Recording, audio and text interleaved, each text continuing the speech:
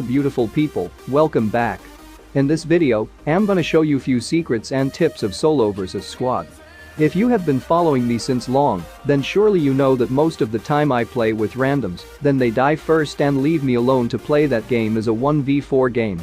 So here I will try to reveal every tips which I use to clutch them almost every time.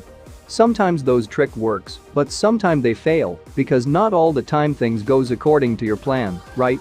So make sure you throw a shark on the like button and an octopus on the subscribe button, because we have to reach 200k subs fast as Anyways, let's get started. First things first, key strategy. The most important thing to do in this mode is to try to not draw attention to your current position.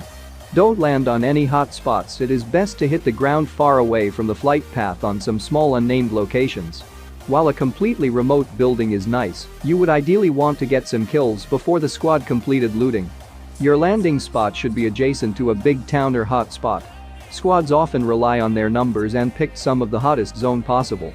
You should land near hot drops, not in the hot drops.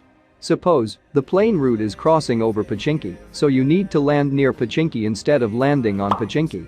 For example, you can land on this compound first, then loot patiently and then try to take fights. Because rushing blindly in solo versus squad can be a lot riskier. Avoid staying out in the open for a longer period and make sure you always have cover spots in the vicinity. The firepower of a squad is immense and you don't want all four of them to notice you. Hold your position, wait for unsuspecting squads, grab 1 or 2 kills, then retreat. It is best to avoid staying in places without a good retreat route, as other members of the squad can finish you off while you are reloading. Tip 2. Scouting ability. In solo versus squad, it is very important that you detect the squad first before your cover is blown. It would be harder for them to spot you, since you are alone. Squads tend to stay in the vicinity of each other and prone to panic against sudden attacks. If you are quick, you could be able to score more than 1 kill in each engagement. If you manage to knock down at least one member of a squad, you can stop firing immediately, reload and wait for their teammates to come out and revive the downed. If your location is known, you can even use that time to reposition yourself for another attack. Grenades can either work as an AoE damaging ability or a distraction tool. You can throw a grenade in another direction to distract your enemies. Don't try to finish a squad member unless you have killed all their teammates. Those few seconds are enough for them to come back and finish you off. Tip 3. Combat versus squads.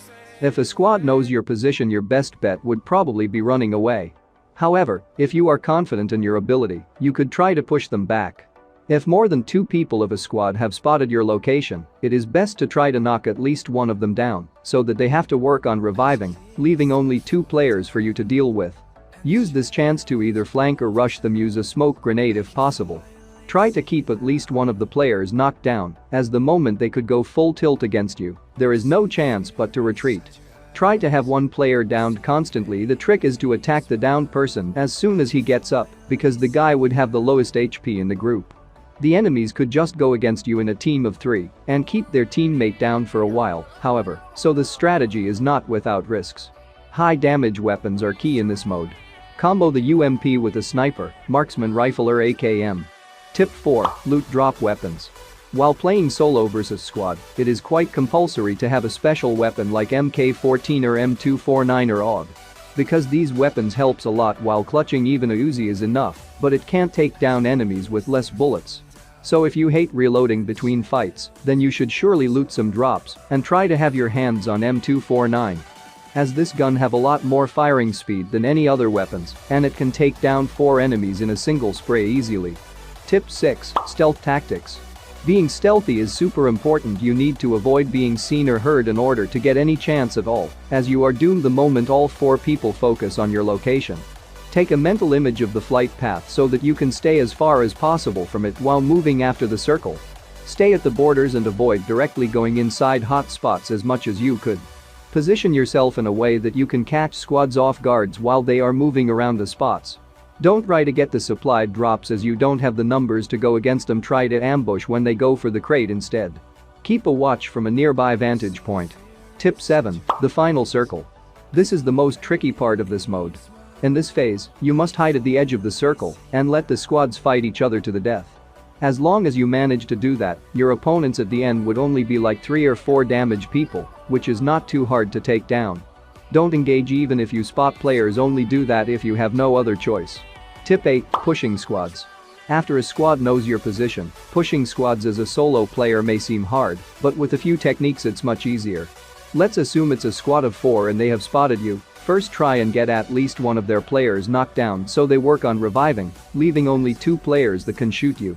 Take this chance and flank rush them, use smoke grenades if you have, and make sure you're around cover as you move. If they still try to attack while you move, try and knock down another player while you rush towards them. Whenever you move, make sure one of the players is knocked down. Do this until you have finally reached them. A good tip is to always keep knocking down the same person if you can, as they'll get knocked down easily due to their low health. Tip 9. Ultra Legend Strategy. The key point that needs to be considered in a solo versus squad game is to find a shelter whenever you encounter a squad. Engaging in open combat is quite a risky thing. Hence, first, find shelter and then shoot at the enemies. A perfect combo of guns always hands you an upper hand in the game. If you're using an AR without any attachments or scopes, or you are carrying an SMG without any extended mag, there would be least chances to dominate a solo versus squad game. Added to this, carrying a sniper is a good choice. In most of the cases, the enemy's squad usually consists of pro players, therefore, encountering full squad at a time is a fool thing. Instead, tackle one player at a time. This reduces the chances of getting killed by the squad. Having neck-to-neck fight with a squad involves damage to both helmet and the waist. In such situations, it is always beneficial to carry level 3 backpack, waist, and a helmet. A blind rush into a building full of enemies is a foolish thing. In a solo versus squad situation, a blind rush can push you back to the lobby. Therefore, rush, but with a clear mind. Tip 10. Perfect position. Positioning in PlayerUnknown's battleground is a very important aspect which can lead you to either victory or failure. The one who learns to rotate and change position in PUBG is the one who can get out of any situation in the game. He can even deal with a solo versus team situation with ease.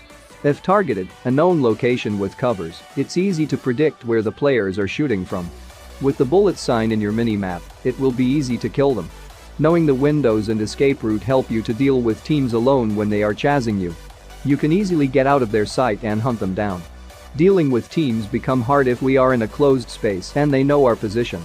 A better positioning knowledge always ensures escape from situations like Molotov, grenades, or a push by the enemy team. Keep eye on every location from where they can enter. Use cover to receive less damage. The best way to rotate and position yourself in an open place is by moving along the circle. Now here also we need map knowledge, as you should never rotate randomly in PUBG Mobile.